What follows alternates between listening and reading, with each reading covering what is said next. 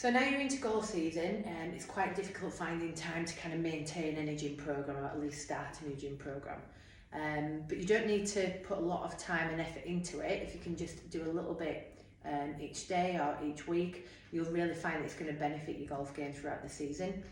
So the three areas that you really need to maintain is mobility, especially through the thoracic spine and the hips.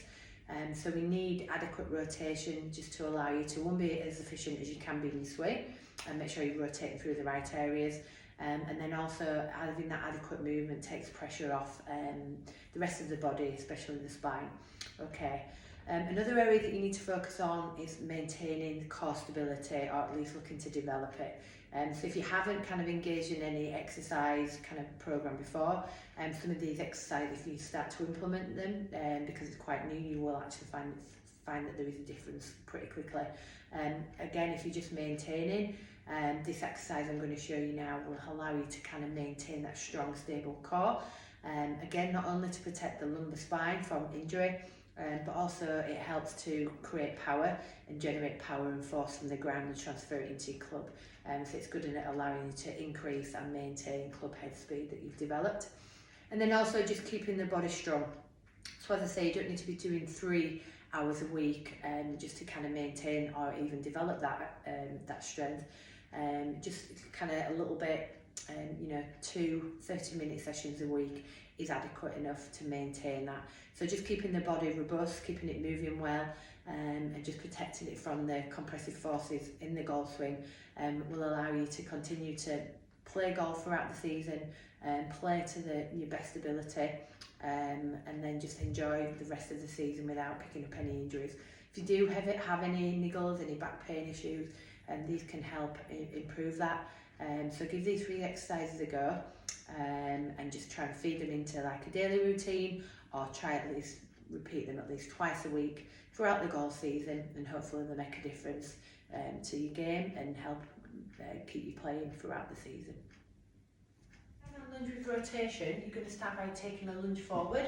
So you're just going to lunge forward and then drop down, just taking that back knee just off the floor.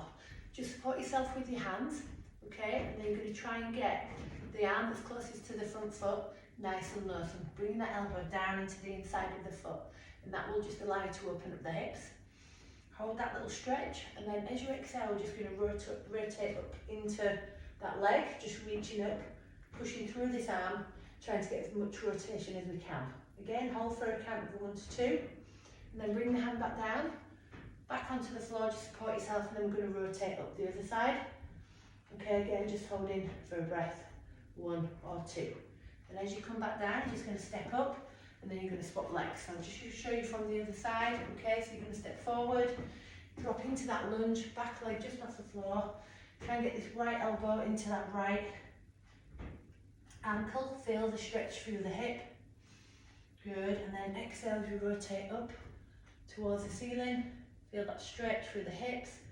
Feel that rotation through the thoracic spine. Bring the hand back down. And then swap sides. Breathe, hold, back up, and then you're just going to repeat on each side for the prescribed. Hamstring pullover with weight, and you're going to need a bench and a weight, preferably a dumbbell, just because it allows us to get into a shoulder width position, which is really important for this exercise. So using a bench or a step or a box, anything that's steady that you can pop your feet on.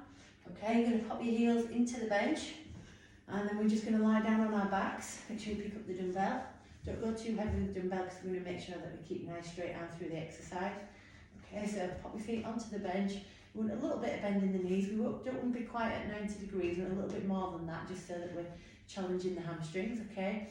And then making sure you've got a nice flat back, so just engage the abdominals, just a slight pull of the belly button in towards the floor, just to get that engagement, nice neutral pelvis. Okay, so rib cage and pelvis are nice and neutral. We're going to reach up to the ceiling with the arms, okay, so I feel like I'm reaching, holding on to each end of the dumbbell. And then what we're going to do is we're just going to slowly tilt under, so just engaging the abdominals a little bit more, tilting the pelvis under, and just keep lifting up. So I'm pushing through the heels, and now I can feel the glutes and the hamstrings working, okay? Once you get to the top position, as high as you can, you shouldn't feel anything in that lower back. Big deep breath in, and then as you exhale, you're just going to reach overhead with the weight, okay? So taking that weight over our arms, the weight's just off the floor, so don't rest the weight on the floor because then taking the tension out of the shoulders. Exhale, bring it back, and then bring them hips back down. Okay, show you that again. I'll just shuffle up a little bit just so you can see the arms a little bit more. Keep the back flat, reaching up. So tilt the pelvis under, lift the hips as high as you can. Take the arms overhead, hold just above the floor or as low as you can. You might be here, depends on your range of movement through your shoulders. Exhale, bring it back up, so you're feeling the shoulders working, and then relax back down. So main areas you're going to feel are hamstrings, abdominals and the shoulders if you've got the right weight. So I want it to be challenging but not too challenging, so just make sure you're getting a little bit of feeling in them shoulders as well. Okay, once more, tilt under, hips as high as you can, overhead with the arms, hold the weight just off the floor if you can, feel the shoulders working.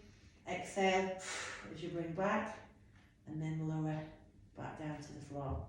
Okay, and then again you're just going to repeat for the prescribed sets and reps. So for this exercise, core engaged leg book slides, you're going to use some sliders. Okay, so these just allow your feet just to glide across the floor. If you don't have any of these, typically wooden floor and some socks or something slippy will tend to do the trick, but your feet should be able to easy glide. If not, you can pick these up at Amazon for about £5. Okay, so grab your sliders. Okay, we're going to also use a band, so I've just attached it to this cable machine. Okay, make sure it's on something sturdy, and that's just going to help engage the abdominals and the core. Okay, so I'm going to pop them near my feet. So I'm just going to lie down first, okay, and then just pop the sliders onto my feet, okay, and then from here you're just going to hold onto the band, okay, and just pulling the band here will just help engage the abdominals. Okay, so from here, back's nice and flat, so I'm tucking the heels in towards bottom. Okay, back's nice and flat. I can feel the abdominals just working with this band, and then I'm just going to slowly extend one leg. So I'm slowly extending the leg, keeping the back nice and flat.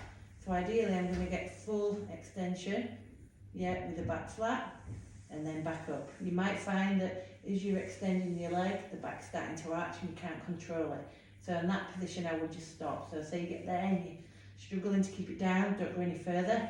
Back up. What we're trying to do here is build up strength of the abdominals and the ability to control the position of the pelvis. Okay, just to strengthen that core. We want nice relationship between the pelvis and the rib cage. Okay, so that they're nice and level. Okay, so again, just fully extending.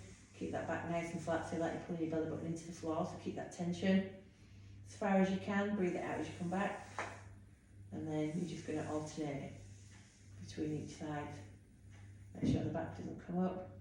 Keep tension in this band, and then back up. So you're really going to feel it working the abdominals. You might feel it a little bit in the hips, and as that gets stronger, you'll find that you can get a little bit more range. But as I say, the main thing is you keep the back flat, keep that nice and neutral rib cage and pelvis, just working them abdominals. And again, just repeat on each side, alternating for the prescribed number of sets and reps.